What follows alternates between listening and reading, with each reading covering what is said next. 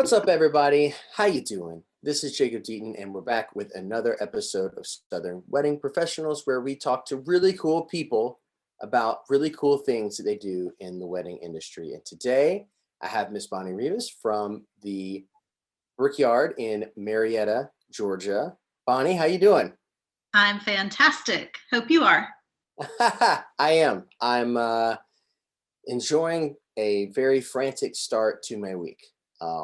And I'm happy that it's frantic again because it feels like the world's trying to wake up, and couples are getting excited about booking their weddings again. And for us people in the wedding industry, it's a nice thing. It's nice to hear some phone calls, get some emails, and get some text messages, and make you feel like things are kind of normal, right? Absolutely. Love is in the air, and we're rolling right into Valentine's Day proposals. So That's right. We're in the middle of when we film this. We're in the middle of the still in the middle of the what they call the engagement season. If a bride and groom is listening and they're like, "What does this thing mean?" Obviously, from around Christmas or Thanksgiving, really through this just February 14th timeframe. This is the high time of the year when people get married or get engaged around their family and their friends and plan really cool things. So this is when inquiries start to go up. So tell us, Bonnie, like how's that process been for you this year, this engagement season and this cycle, being that we're kind of around COVID, yeah, it's been no surprise, different, but a lot of the things have remained the same. I mean, you alluded to the fact that this is the time of year between Thanksgiving and basically Valentine's Day where there are a lot of proposals. Obviously, we had a lot of couples push their plans back due to COVID. So it's the normal influx of inquiries that we would normally have. But on top of that, there's an overlay of people who went ahead and got married and pushed their receptions back. So it's kind of this hybrid calendar that we have going on. It's all the people that we would normally expect during this time, plus a backlog of people that have postponed everything, overlaid with folks that, as I mentioned, have already exchanged their vows because they wanted to go ahead and get married, but they pushed the celebrations where they would feel safer doing so. So, as you mentioned earlier, it's nice to see people starting to feel comfortable enough to relax back into having events. And it's just, it's great to hear in the voices and see in the site visits the excitement of people who have just been ready to do this for so long and have been kind of sitting, waiting to do the responsible thing. Right. And, being that you're a venue, it's almost like you're one of the first people that a couple would interact with, because usually the first thing that gets done is finding the place that they want to get married and they want to have their party and they want to invite their friends to. And so, you really have you're like really carrying the beacon here of like what's going on, for all the other vendors that have to fall in line after that. You're sort of like on the forefront of really knowing what's going on, because like I said, people come to you first. Yeah, absolutely. And we recognize that. And one of the things that one of the things we like to do with our vendors is let them know when the inquiries are starting to pick up, when the bookings are starting to firm up. Because as you mentioned, we're one of the first, the officiant, the ceremony, and the reception side are pretty much the, no pun intended, holy trinity of the first three that get booked. So we're happy to be kind of the barometer for what's to come for the rest of our colleagues and vendors. Yeah, it's been a crazy year for a variety of reasons, and it's just nice to see movement again. Tell everybody a little bit about, we got a little ahead of ourselves. Tell us a little bit about the Brickyard, and just give us some broad strokes. Yeah, sure. So the Brickyard is an event venue that's located just off the Marietta Square on Church Street. We actually opened up the venue in 2010. So 2020, we had big plans to celebrate our 10th anniversary and the 100th anniversary of the building itself. Obviously, we pulled back a little bit on those celebrations, but nonetheless, we are very, very excited to call that place our home. It is, I know you've had the privilege of being in there and gracing a lot of folks with your talents. So one of the things that we love best about the space is it's a big, wide open blank canvas. The history of the building, it used to be a tire warehouse. You could actually drive your car in and they would raise it up, change your tires, do any maintenance, and then drive back out a roll-up garage door. And we have tried to stay true to the, I guess, the infrastructure, kind of the skeleton of the building. There's a beautifully rounded barrel wooden exposed ceiling and some iron beams that come down. And everything else is pretty much painted out white brick and gray cement floors. So it truly is a blank canvas for anyone that wants to come in. You can dress her up, dress her down. It doesn't feel empty if you want to go a little bit less on your decor, but it also will hold the most elaborate of decor as well. Bathe it with lights or keep it industrial. It's a wonderful facility, and we're so happy to be part of that Marietta Scene there. The Marietta Scene is a pretty tight knit one. I would say there's a lot of really cool venues that surround you, and it really services what I would imagine is the bulk of that area's need as it pertains to like event spaces and stuff. But you just don't only do weddings, right? You do a lot of other things. Tell us a little bit about that. Yeah, so weddings obviously are the bulk of our business, just because there's always demand for that, and the aesthetics of our place tends to lend itself to a beautiful union. But we also have quite a number of fundraisers, photo shoots, launch parties, brand reveals. We have concerts. I mean, it's the list goes on and on. The space, because it is one big open space, is so malleable. People are able to come in and immediately envision what they're looking for. We have a kitchen on site, catering kitchen. We have a small kind of art gallery in the very entrance there. We also have an open space outdoors that people can use. So it really is kind of whatever anyone envisions, whether it's 50 people or 200 people, there's a way to make that size look intentional for the event. That's really cool. And so just for our listeners that are getting an idea of like the type of or the different types of stuff that you do, what would you say the percentage of the wedding business that you do versus the rest of it, let's say?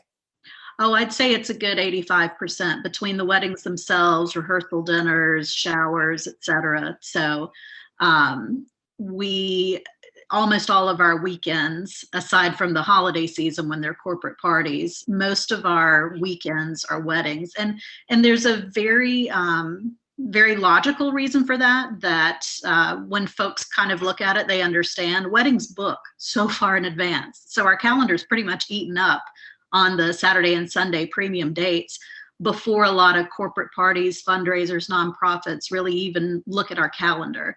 So what we try to do is build around that. But as any venue will tell you, first one with a deposit check gets the date. So by virtue of that and the long kind of lead on wedding planning, we book up pretty quickly as far as those go.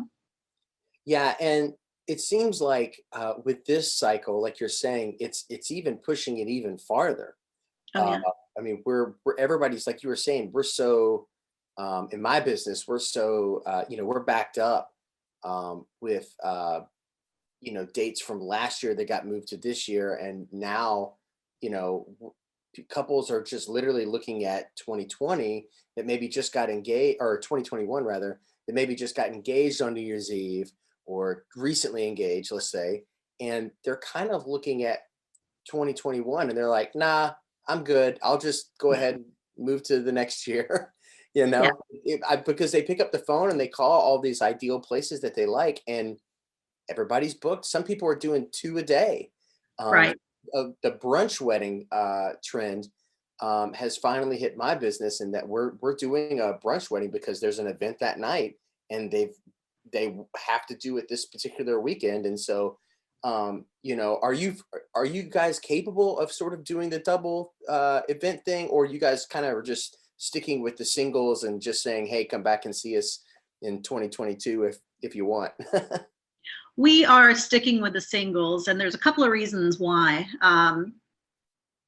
I don't want to try and fit people in just to get more on the books. Right. I don't think that's fair to the folks that have already booked and expect, you know, the whole day and evening for the space to be theirs.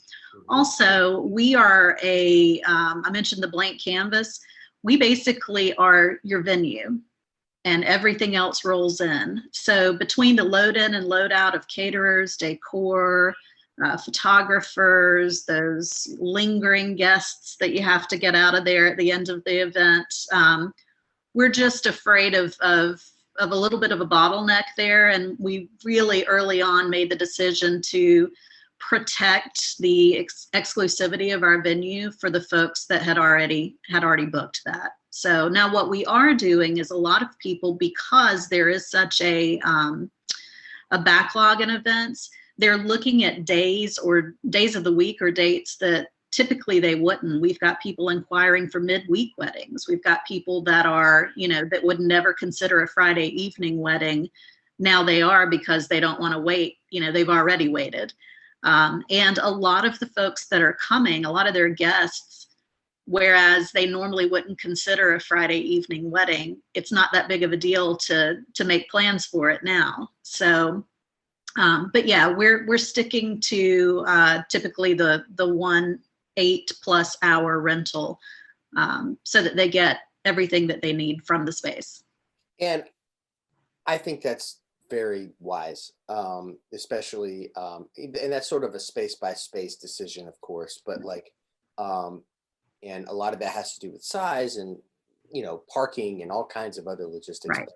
But, I do find it interesting that, you know, people are deciding to do these weddings on weekdays, or, you know, not just like a Saturday or a Sunday, which, you know, Sundays have always kind of been in and out. Like it's never been like a huge thing. But, you know, every now and then you get that Sunday and it's great. But the Mondays, the Thursdays, you know, the Wednesdays, when you start getting calls, you know, for those type of days, I mean, that's really cool. Just because it opens up your calendar to servicing more than one, you know, wedding in a weekend. So, or a week.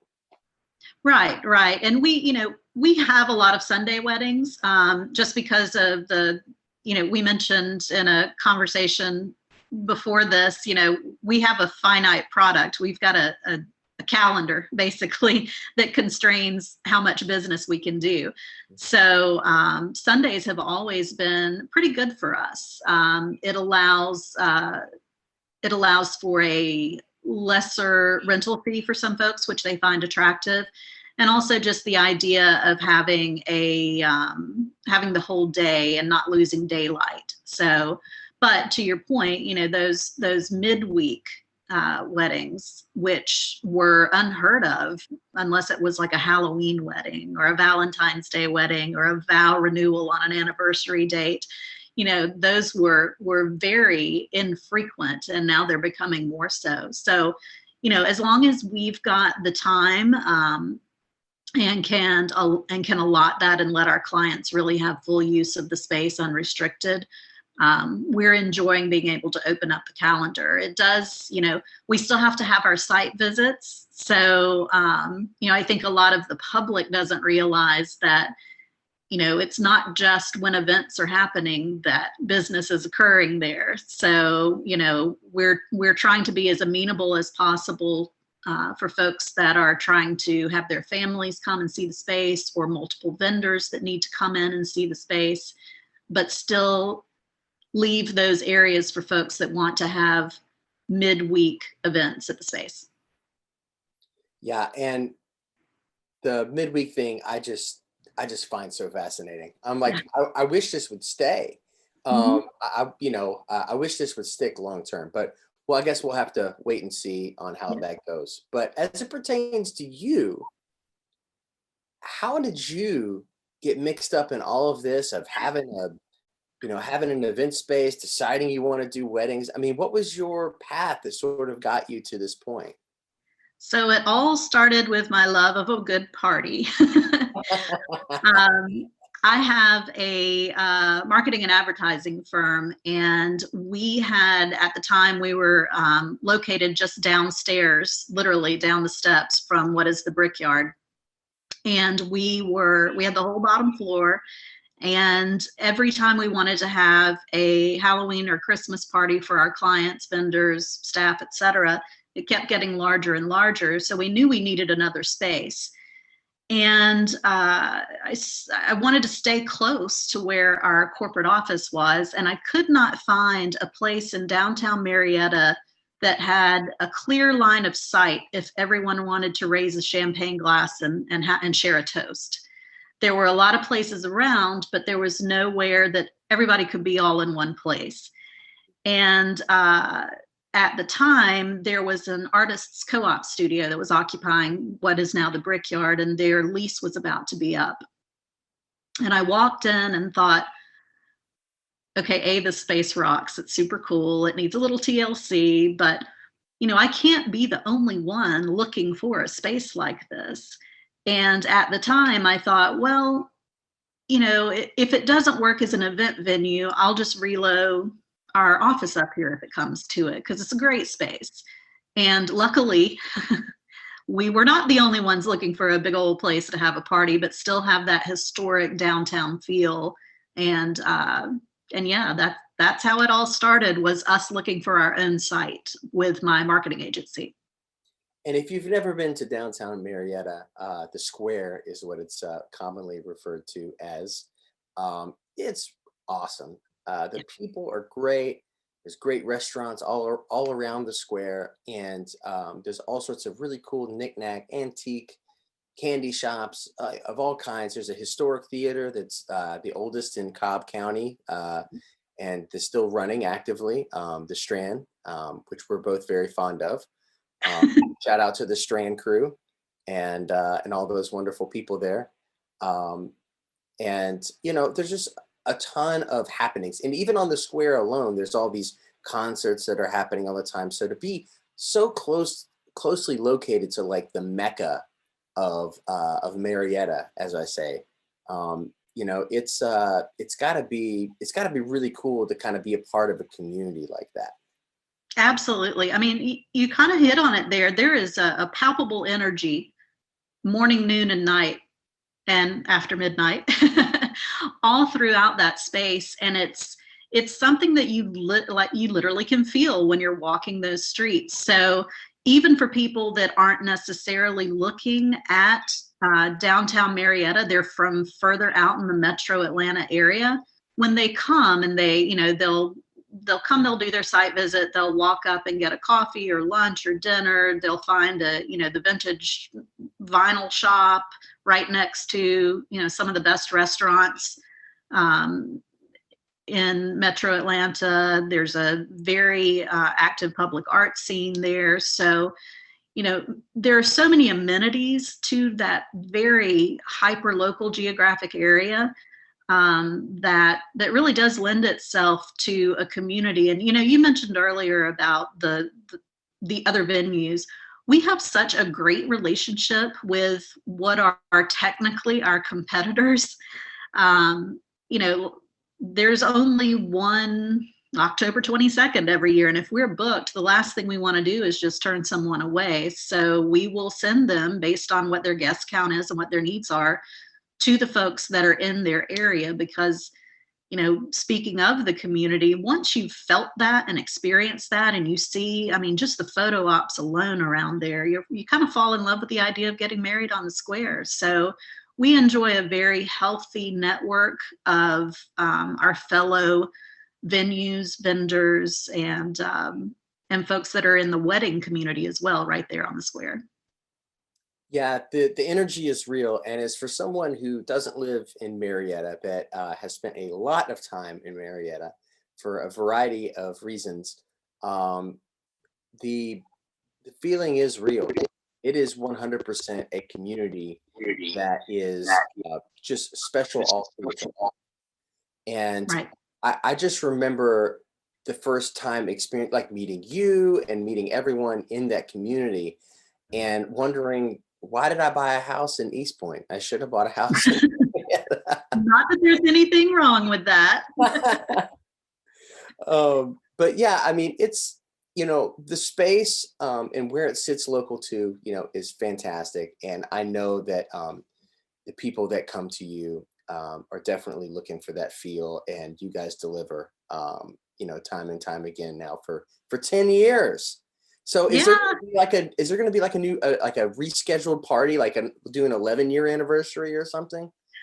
We're talking about it. We don't, like I said, we don't want to eat into the calendar for our clients. So we're trying to figure out a way to celebrate, and I didn't even really think about it, because you think of the building as being so historic, but, it's 100 years. We've been there 10. We've been there a tenth of the history of that building. So we'll figure out some way to celebrate. But, that's the great thing. Every event is a celebration there. And it's a privilege to be able to share in those life events. I know it sounds corny, and it sounds like something that you would expect someone to say that's talking, but it really is. I mean, we do events there day in and day out, but we always have to remember that it's their one singular biggest day. So we always remind ourselves that that for them is a day that they will forever remember, and every little detail matters. So, and I do want to, Tammy Ream is the Brickyard. I want to make sure that we talk about her before we get too far into this. And you've worked with Tammy. She is the facilities manager there, but I think she should just be the Brickyard on her business card. She handles everything from initial site visits to dealing with all the vendors. She personally works most of the events. Obviously, we have staff that cover additional events as well, but she was with me when we opened. She worked with me at Zenith, actually, as an account manager there. And once this thing started kind of proving itself to be a concept that was going to stick, I said, please come over and do this. You're perfect for it. You have a great personality, attention to detail. All of our reviews mention her by name.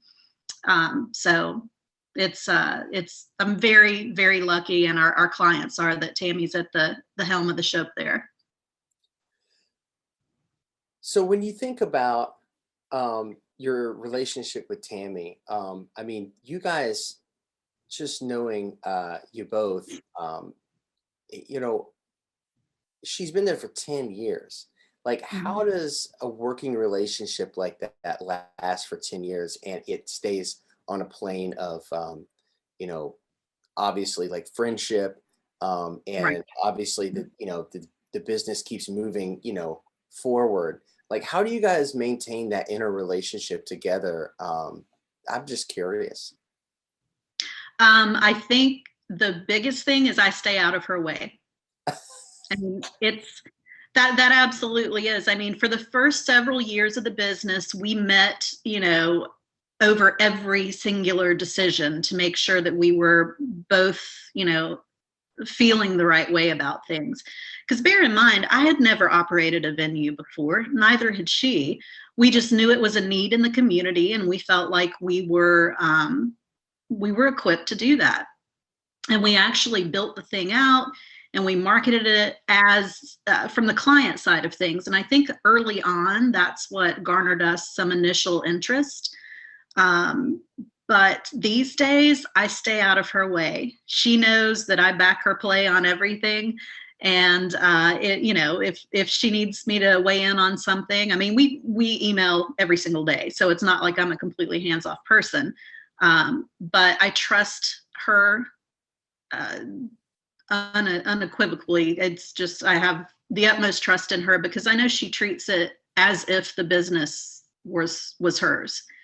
And I think that's, to me, the true testimony of that is all of these reviews that are these glowing reviews. They all mention her by name. They don't even know I exist, which is perfect. I'm fine with that. That's awesome. I mean, that trust that sort of happens in a business relationship with someone that you're trusting to run, the very thing that you own is, it's crucial. And when you find that your person, it's like you're not Right. going to let them go under any circumstances. It's like, it's like you're with me for the long haul. Tell us about some of the other staff that you guys have. Is it, do you guys have other staff that you just hire like per event? Or is there some other people that are regularly involved in your operation? So really the only people that we hire out are folks to help us work the events and do some site visits. But as I mentioned earlier, that's really technically where we end as far as what we provide. We work with all the vendors, obviously, and any of the coordinators. But as far as what the product that we're providing, it's actually access to the venue itself. Obviously, there's a representative on site anytime someone is there. We'll make sure if security is needed, we take care of that. But it keeps our overhead low to not have a lot of staff on board. You can bring in any caterer you want. We do have a preferred caterers list, and there's a slight fee for going off of that. But you can bring in your own alcohol. I mean, it's a very easy facility to work with, and by virtue of the fact that we don't really have any restrictions as far as, obviously you have to have a licensed insured bartender. We have to make sure everyone's covered and safe, and security for certain sizes, or if liquor is going to be served, those types of things. But you don't have to buy your alcohol from us. You don't have to use our caterer. You can, if you want a food truck, which is very popular, roll it in and pop it up. So that's a long answer to a question that talked about staffing, but I thought it was a good opportunity to kind of shed the light a little bit on how we differ than a lot of event venues. Yeah. Do you guys also require having having the client have a day of planner of some sort in addition to the? We do not. Okay. Yeah, and this is another reason why Tammy's so good at what she does. If it's readily apparent they need a planner, she'll make sure they find one. So, and it's just, it's one of those things where a lot of people severely underestimate the amount of planning, the amount of time, and the amount of knowledge it takes to successfully mount an event. So it's not anything that we require, but she knows how to read a room and make suggestions where possible. Yeah, and that comes down to reps time and time again, dealing with brides and grooms and families, and knowing whether that family is well equipped to handle the day on their own, or maybe you should point them in the direction of a planner. Exactly. That's awesome. So where do you see when you think about maybe the future of the Brickyard, like if you were to just kind of take a moment and think forward, is there anything that any sort of interesting idea that comes to mind that you're dying to try, you maybe haven't yet, or is there any sort of growth opportunities, even into potentially going farther in and maybe opening up another venue, or any sort of entrepreneurial spirits beyond that you've sometime considered? You guys obviously have one that's really, really amazing, and everybody seems to love it. Yeah, we are very happy where we are. And it's kind of a twofold answer. So the first is, what can we do at the Brickyard in the future to evolve it, or to, to look at different revenue streams? We are actually actively going after some film production and trying to get more and more of that. Like I said, it's that big blank canvas. So we've had people come in and, completely create sets. We've had movies shoot in there. We've had commercials shoot in there. We've had product shoots, models, brand launches. And that fills that calendar outside of the weekends. It's easy in, easy out. We got a huge, basically the size of a garage door load in. So, but just making sure that all of those scouting for site visits, site selection, know that we're there. That's the one thing that I think is some low-hanging fruit for us as far as filling the calendar a bit more. And we love seeing ourselves, obviously, in print and in movies and commercials and stuff. So that's the one thing that we're really looking to do there. We'd also like to get some more midweek, maybe live music. But again, it's hard to set a regular calendar with the public's expectations of those if someone wants to come and book up the calendar, so to be determined on that. But we did open an event facility and art gallery on the other side of the square, on the South Park Square, called the Loft. And it's fine art, about 20 different artists from all over the country, a lot of them local. And it's about, I think, 2,000 square feet total. And we use that as an event facility as well. And there we can do like songs and stories for the public, as well as private events. But it's Loft Marietta, and that's been a lot of fun too.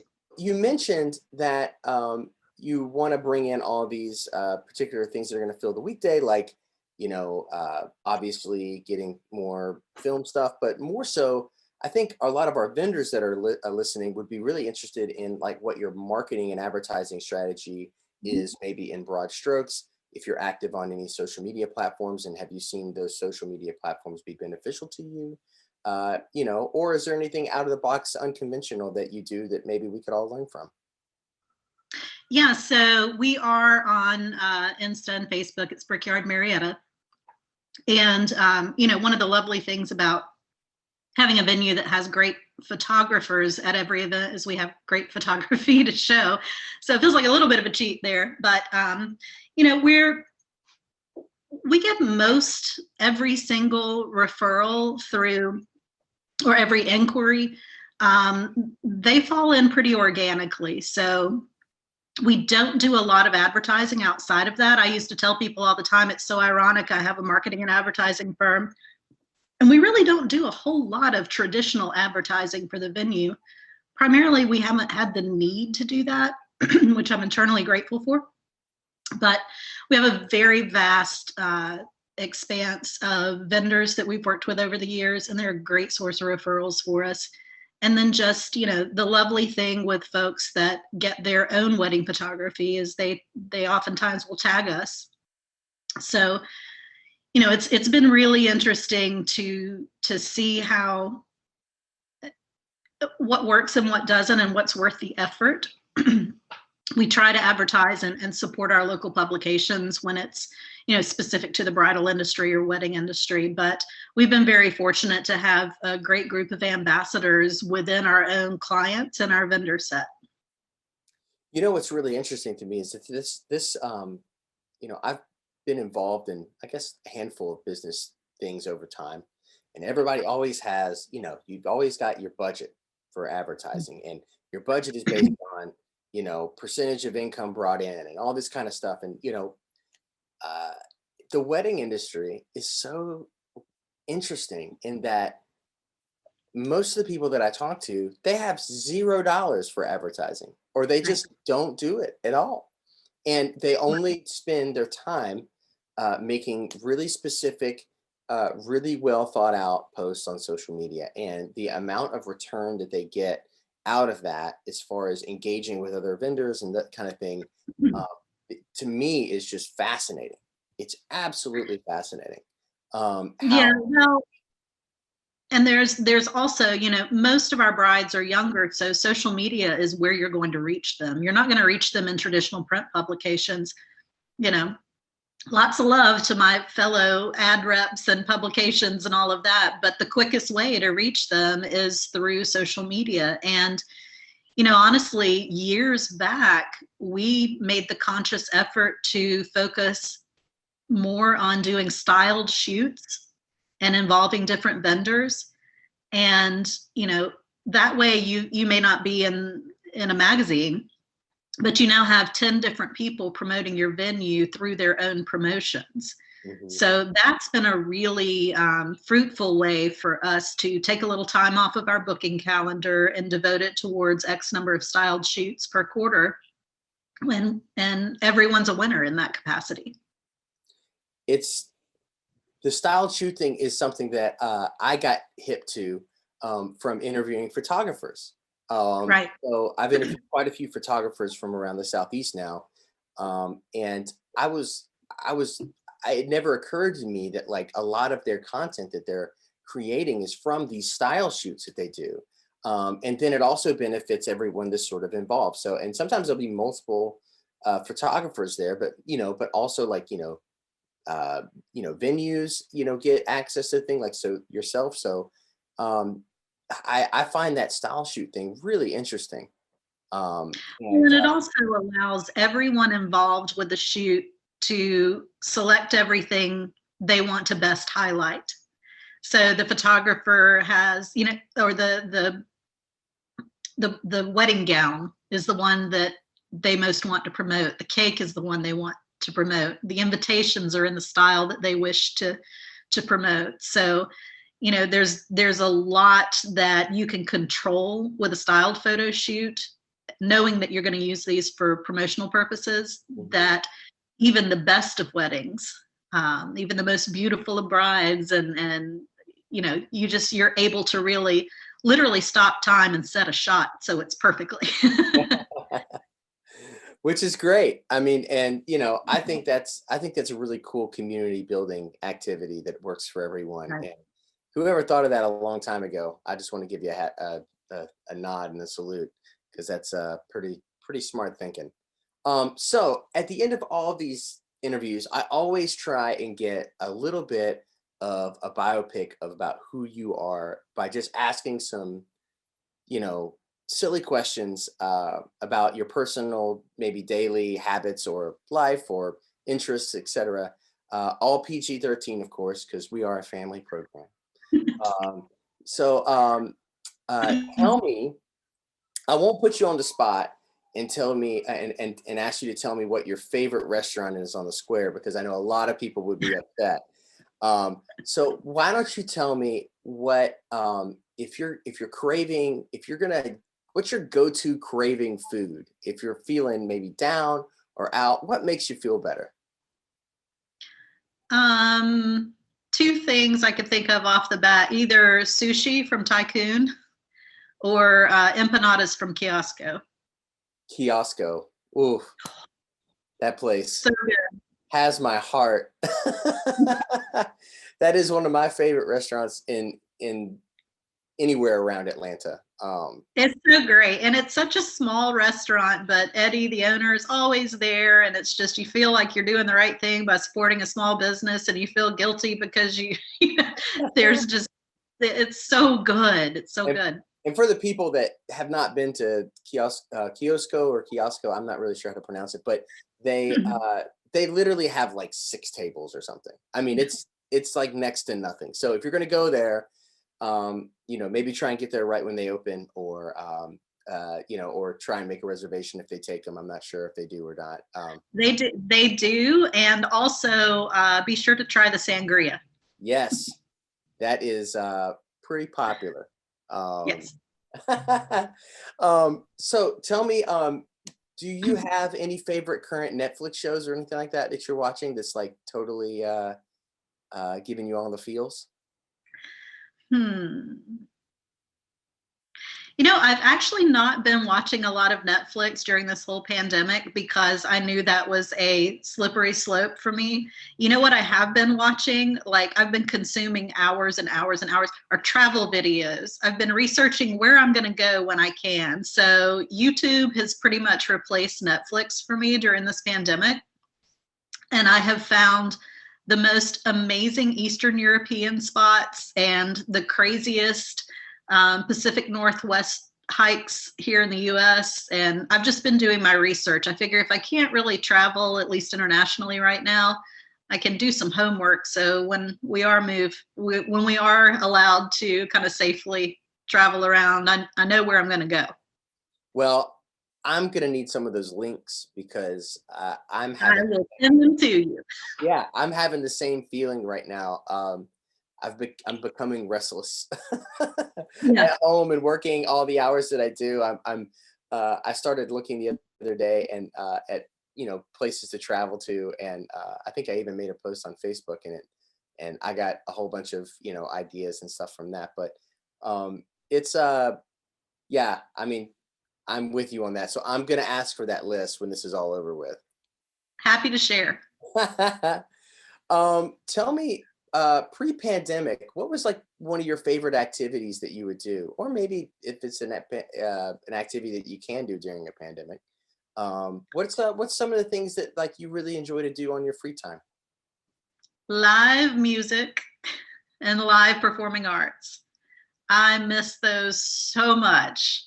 And it's just something that was part of my life that you kind of take for granted, because this day and age, there's always either an up and coming or an established band within 20, 30 minutes of you at any given time.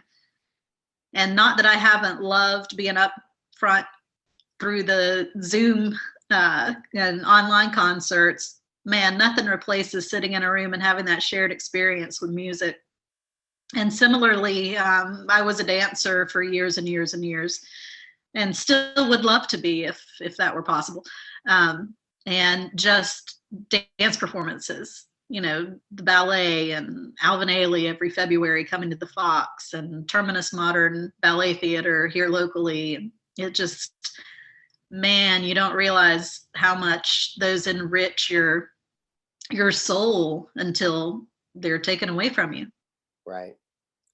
Yeah, I mean, I hear you. I know I am preaching to the bassist or the guitarist or the choir or whatever you're doing today, but yeah, as people can see on the YouTube video, there's a guitar over my left shoulder. So it's I didn't realize how lucky I was to get to play music for people before this whole thing happened. Wow, it's always fun to pick up the guitar and play at home, and it sort of soothes the soul and sort of fights down, the feelings. I, for one, cannot wait for a live concert. And there's been a lot of progress in that world. I have an alternative YouTube channel that deals with all sorts of like music trends and stuff. And there's a lot of cities like Barcelona that are doing all these concert, like testings, basically, just seeing, how these germs travel, and trying to see when we can come back to normalcy. But we'll see. I've definitely missed the feeling of playing a song and hearing people sing along as you sing and play it. That's what I miss the most, is the communal, we're all in the moment together, and we may believe things differently politically, or we may believe different ways of life or come from different walks of life, but we all are here because we like this song, and we're all like singing it together. And that's one of the things that I also miss the most.